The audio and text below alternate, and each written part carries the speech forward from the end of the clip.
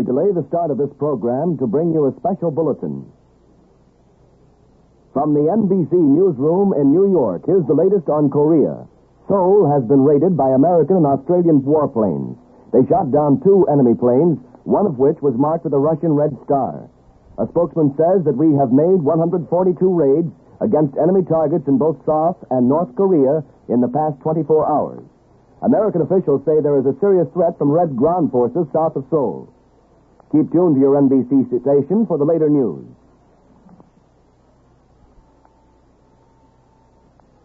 Are you willing to undertake a dangerous mission behind the enemy lines, knowing you may never return alive?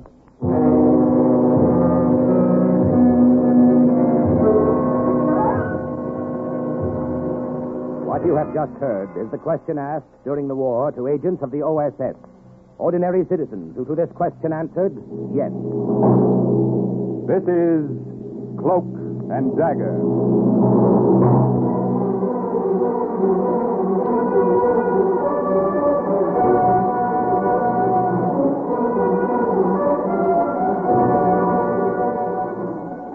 Black warfare, espionage, international intrigue. These are the weapons of the OSS. Today's adventure, The Eyes of Buddah, concerning an American OSS agent who went deep into enemy territory to enlist the help of a nation which had declared war on the United States, is suggested by actual incidents recorded in the Washington files of the Office of Strategic Services. A story that can now be told.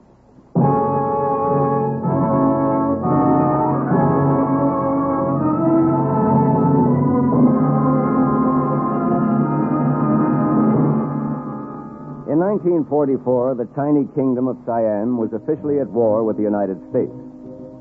So there I was in March of that year, in an official Siamese plane on my way to ask Siamese help in rescuing an American flyer from the Japanese. Sound crazy? You ain't heard nothing yet. The Siamese character beside me had received his master's degree at Yale and his Ph.D. at Harvard. Major Laudol Prayadipak. I decided to call him Louis. Look down, Lieutenant Berman, out of your window. Yeah? What about it?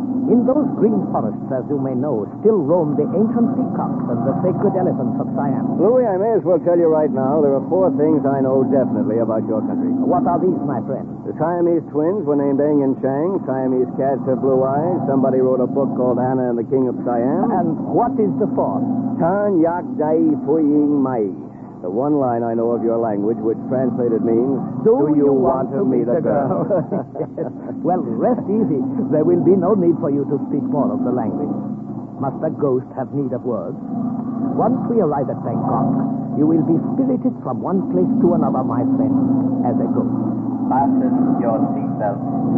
Kindly fasten your seatbelt. We are coming into the Danbuang airfield. Well, so far, this has been too easy. From Rangoon to a secret airport in Siam, where you picked me up in this plane, and here we are in Bangkok. Is this another hidden field, Louis? No, not exactly. What do you mean, not exactly? Oh, I should say there are about 800 Japs on hand about the field. Huh? Fasten your seatbelt, Lieutenant Berman.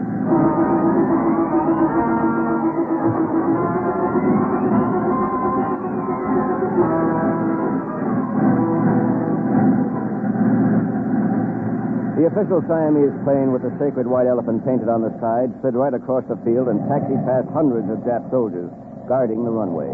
The hangar door at the west side of the field opened. The ground crew rolled the plane in. Then the door slid closed again, as if we had been swallowed up. Louis and I climbed out of the plane. Lieutenant Berman, this is Lam. He will drive us to the OSS hideout in Bangkok, where you will meet the regent of Siam, the leader of the underground here. How do you do, Lam? I do very well. Lom suggests we wait a few minutes before leaving. Oh, is anything wrong? I suggest you wait here. I will return, tell you when it is safe to leave. 2 Japanese officials in car right outside. We waited. It was sweltering hot in there. And by the time Lum came back a few minutes later, my shirt was ready for the wringer. Officers gone now is safe. We will leave by side door. Come quickly, car is outside. You see, Lieutenant Berman, thus far your mission is proceeding successfully. Better not talk too soon, Louis. We haven't reached the hideout yet. Perhaps you are right. Proceed, Lum.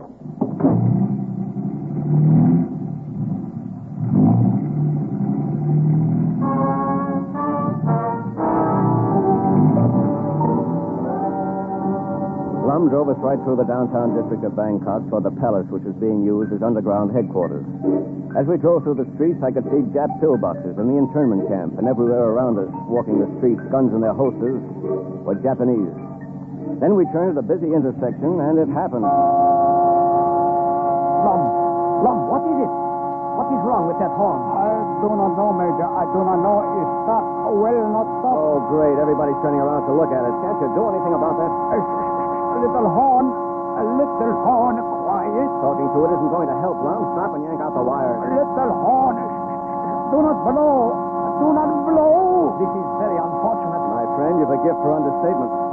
Lum, we are causing too much attention. Do as the American says. A horn. Please. I beg of you. Quiet.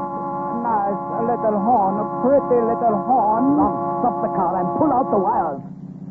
Oh. There's no need, Major. It has stopped by itself. All I had to do was stick nicely to it. Oh, my aching back.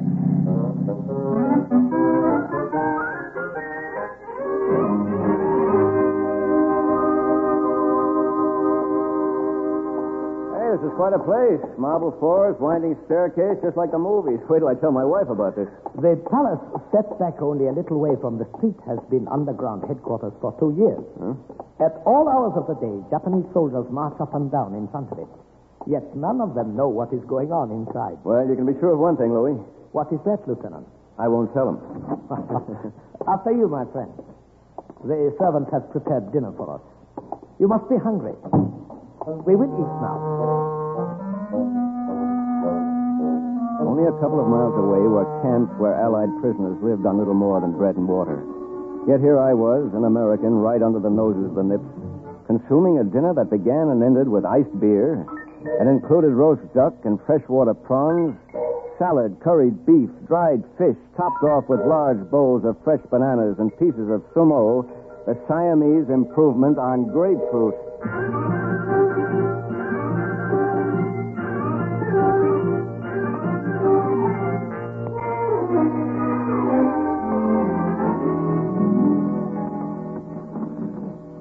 Have you had enough to eat, Lieutenant?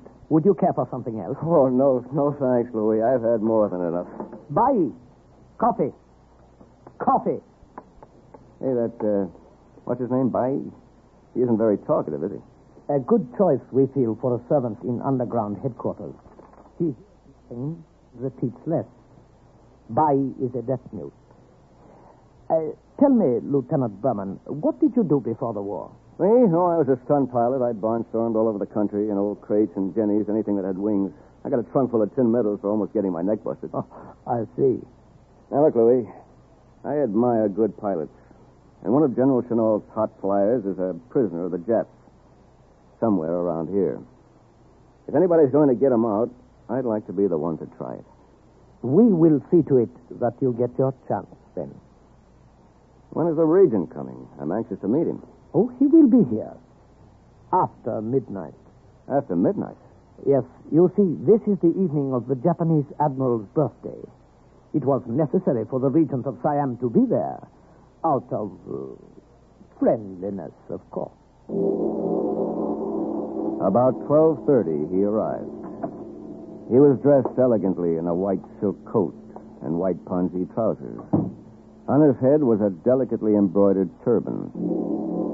This was Luang Pradip Manudharm, Regent of Siam and head of the Siamese underground. I trust you will forgive me for being delayed. Oh, that's all right. The Japanese admiral would never have forgiven me for leaving his party. Major, some more brandy for the lieutenant. Of course. How about your mission? Well, several months ago, one of General Chennault's best pilots crashed on the Burma-Siam frontier. Other members of his flight reported that they saw the plane go down, settle in a spreading banyan tree. But they didn't see it burn. So the presumption is he is still alive. somewhere in Siam. Yes, that's it. Major, in the morning, drive the lieutenant to Colonel Sangwan at Camp Panjara. Yes, Excellency. I think Colonel Sangwan will be in a position to get the information you are after. That's great.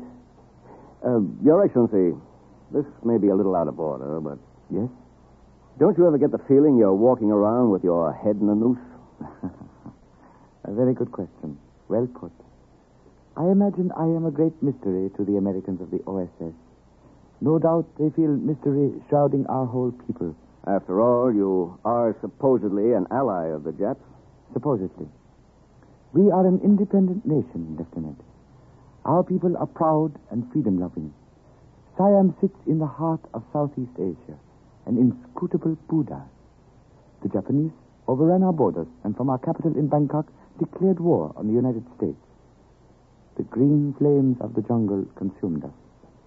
So the Buddha sits, arms folded on its bronze breast, its face expressionless. But the eyes of the Buddha wink. Is that it? The eyes wink, Lieutenant. Its ears are tuned to the enemy, and the jeweled lips whisper. There are 50,000 Japanese here in Siam, my friend. We will continue to wait and watch and listen until they are driven out.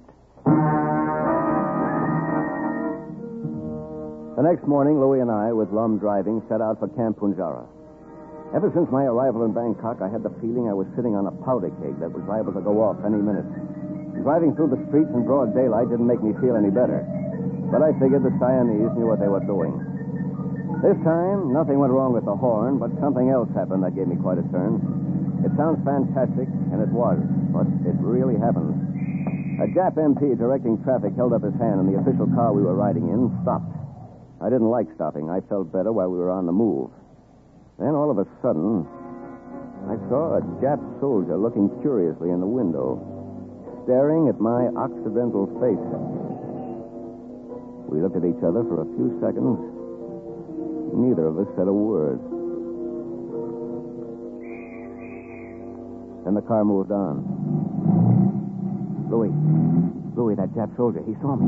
I know. Even with his civilian hat and his shirt over my uniform, he couldn't have mistaken me for a Siamese. No doubt. But if he saw me, Louis... Put your mind at ease, my friend. I'm sure he doesn't believe what he thought he saw. And if later he convinces himself it was true and goes to his commanding officer, he will lose face for telling so ludicrous a tale. You mean they won't believe him? Oh, come now, Lieutenant Berman. What would an American be doing in Japanese-occupied Siam, driving along the streets in full daylight? Ridiculous, don't you think?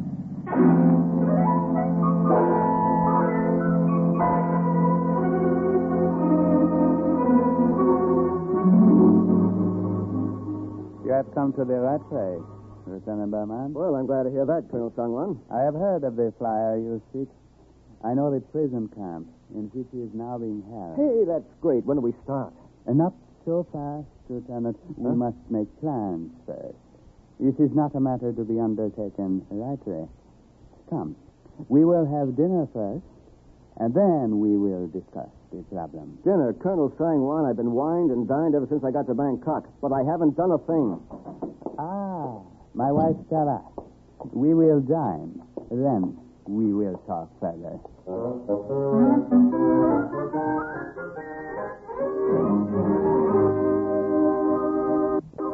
Does my English surprise you, Lieutenant Berman? I was educated in America. I am a graduate of Wellesley College. It was not your English which made the lieutenant observe you with such interest, my dear. It is your appearance. Am I not correct, Lieutenant? You're very correct, Colonel. You have an extremely attractive wife. Thank you both. My husband's lavish compliments embarrass me occasionally. I suppose they are to be expected after only 2 months of marriage. 2 months? Well, congratulations. It is I who am to be congratulated. More coffee, Lieutenant? Colonel Sangwan.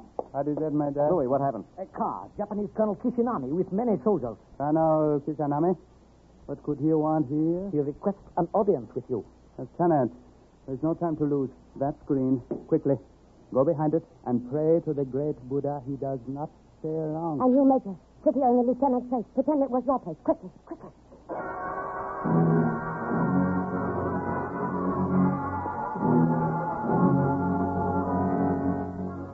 Nobody had to tell me to be quick. I got behind the bamboo screen, and Louis slid into my chair at the table. Then he stood up immediately with Sangwan as Kishinami came in, a great ornate sword swinging from his side. He stood so close to me, I could have reached out and touched that sword. Would you care for some coffee, Colonel Kishinami? No, thank you. Colonel Sangwan, I am here on official business. Ah, yes, Colonel Kishinami. What can I do to help you? We have discovered a clandestine airfield in this territory. Surely it is not so close to this camp without your knowledge? Airfield? Oh, certainly. It was constructed as a temporary emergency landing field some years ago. It has been infrequently used. Our observation shows it to be in excellent condition and indicates constant activity. I cannot believe this. Let me accompany you and see this airfield. Chaba, my dear, you will forgive me? Of course. I will be here. It happened to take Buddah was white. That treacherous Jap sword was whipped out, and Sangwan was very neatly decapitated. Beheading Sangwan must have been the signal for the Jap soldiers in the room to take out their guns. But before they could do anything with them, Tabar sprung at Kishinami, and with a meat knife from the table, stabbed him through the heart. The nipped soldier tried to get at her, but Louis got him first. Then that powder keg I'd been sitting on really went off.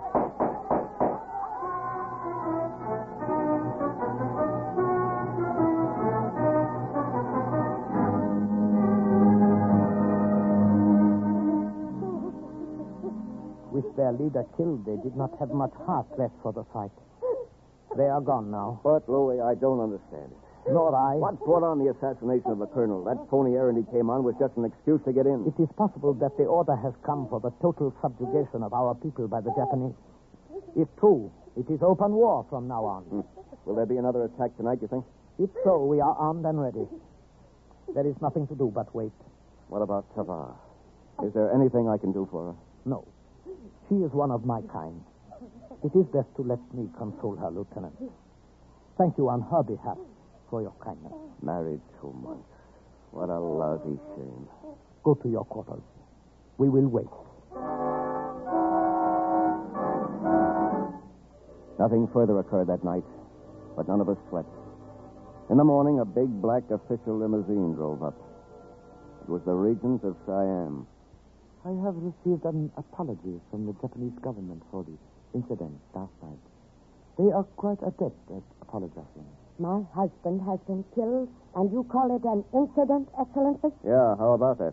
It is my belief that the order for the subjugation of Siam had been issued by the Japanese High Command and rescinded because they did not believe the time appropriate. But what about last night, Excellency? Evidently, through some oversight or the difficulties of communication, Colonel Kishinami had not been warned that the plan was off. It is my belief that all will be quiet now for a while. Shall we sit quietly once more and wait for them to attack us again while our backs are turned? There are many of us in the underground. Tava is right. Let us attack them. Let me avenge my Now, husband. listen, wait a minute. You've played a waiting game so far. Wait a while longer. I know the fuse is burning close, but wait. That time is past, Lieutenant. Any Vernon. open act on your part will really make the Japs crack down. Right now, Siam is the best listening post the Allies have in the East. Believe me, Washington knows what it's doing. You're a better help that way. The lieutenant is right. We will continue to be a docile puppet state and sell out the enemy to the Allies. But, Your I Excellency... say we will wait. I have myself promised President Roosevelt that we Siamese will continue to be loyal and silent. We will wait until we are told otherwise. Did you get the information you came after, Lieutenant?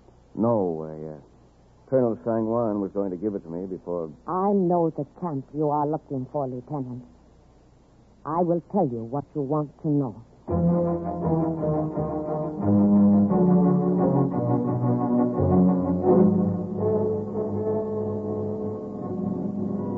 The Japanese prison camp at Korat is only about 5 minutes' drive now, Lieutenant. The object of your mission ends there. We're taking a long chance, Louis. You are the one who is taking the long chance. You think it'll work, though, don't you? I can only say I hope. When I turn you over to the Japanese commander as a prisoner, There is a strong possibility you will be thrown into the same stockade as the American flyer for whom you are looking. And if I'm not, just being inside those gates will give me an opportunity to find out exactly where he is in that camp. You find him. We will attend to the rest. I hope I can count on that. Trust us. Oh, look out there! Major Prayadipak from the region. I have a prisoner for Colonel Inotu. Very well. Pass.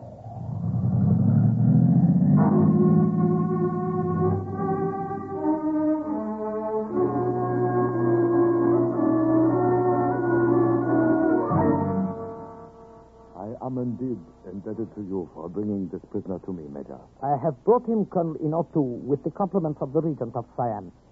Is it not to be expected, since we Siamese are the allies and the friends of the...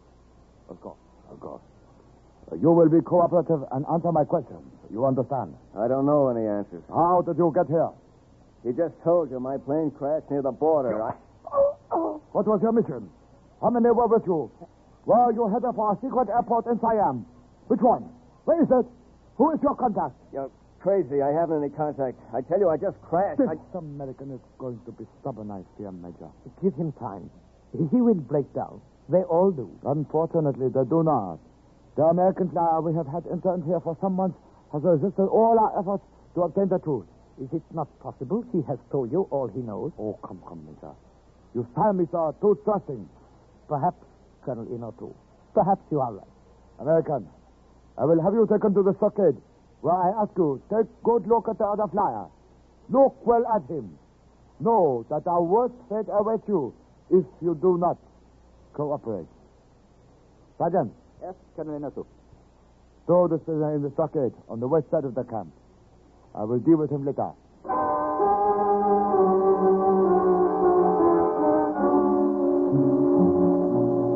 I tried to hide the way I felt about being thrown together with the very man I had come all the way to Siam to find. I walked past Louis without looking at him. But out of the corner of my eye, I saw that his face was coolly impassive. You out with you, America! It took me a couple of minutes to get used to the darkness. And then the darkness took form, and I saw a figure huddled in a corner. An emaciated, bearded figure, wearing an American uniform. Lieutenant Davis. Hi. Who are you? Friend. American. Are you all right? Can you hear me? Can you understand me? I've come to get you out of here. Come here, closer.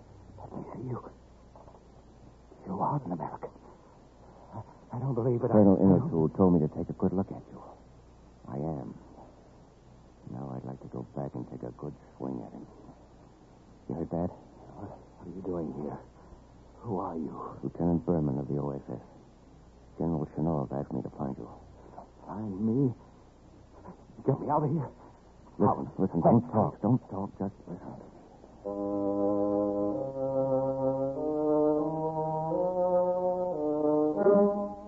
He listened all right. And even in the semi-darkness, I could see the light come back into his eyes at the idea of getting out of that place. At about 7 o'clock in the evening, the Jap guard outside the stockade was changed. A new sentry brought us in some food. Here, eat this. It is the best I could do. Lum, is it really you? Oh, this is better than I hoped. The Japanese guard whose place I took was willing to pay attention to a little bribe. Japanese soldiers are so underpaid, you know. Lieutenant Davis, this is Lum, a Siamese, a friend. Can you get us out of here? We have a plan. Tonight, when the moon is low, I will turn my back and you two will make a run for it. Try to escape. I'll never make it. No, of course not. You will be shot in the attempt and killed. Sorry, Lum. I don't think much of that idea. Haven't you got any others? I have not finished. Listen. I will only pretend to shoot you. You will only pretend to die. Huh? The Japanese soldier who was bribed and one other who has accepted our money will get to you quickly, stand over you. A Siamese doctor in the camp will pronounce you dead. Leave the rest to us. It won't work. It won't work. Lieutenant Davis, if the Siamese say it'll work, give them a chance. When the moon was low, at a signal from Lum, we broke out and made a run for it. Stop! Stop! Bring them over! When we heard the shots, we threw ourselves face down on the ground and held our breath. Stretched out like that, without moving, our eyes closed, everything that happened around us after that seemed to be a crazy dream. We got both of them. I fear Colonel Inotu. They are already sorry. Who's that, Doctor? What did you say? These Americans, Colonel Inotu. They are both very dead. Yes? What shall we do with them, Colonel?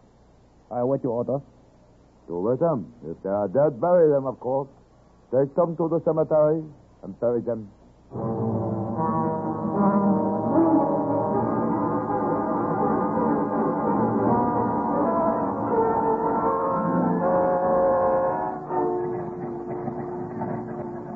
Now that our plan has worked, Lieutenant Berman, I may as well tell you I was never sure it would turn out this successfully.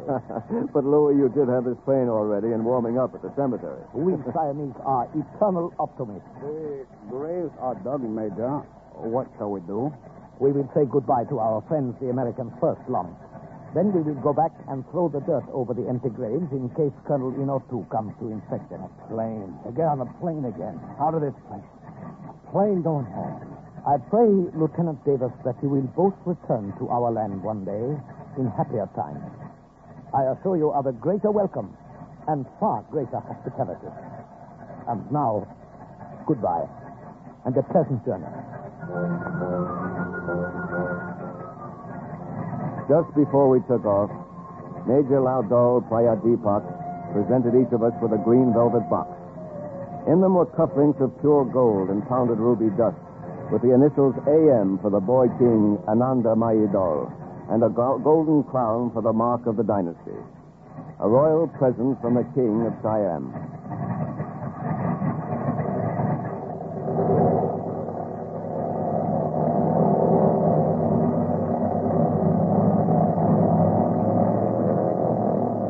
As we looked down, we could see Lum and the two brave Jap soldiers with Louis directing operations, shoveling the dirt in over our graves.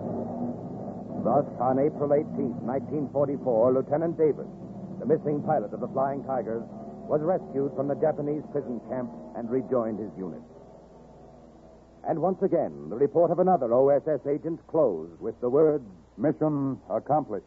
listen again next week for another true adventure from the files of the OSS on Cloak and Dagger.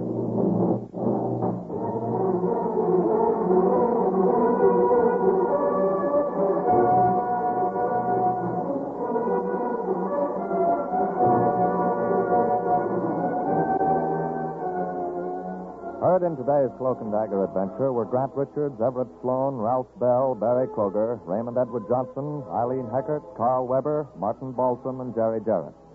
Script was written by Winifred Wolfe and Jack Gordon. Music was under the direction of John Garth. Today's true OSS adventure was based on the book Cloak and Dagger by Corey Ford and Alistair McBain. This has been a Louis G. Cowan production in association with Alfred Hollander and was under the direction and supervision of Sherman Marks. Next, hear High Adventure, then The Big Guy on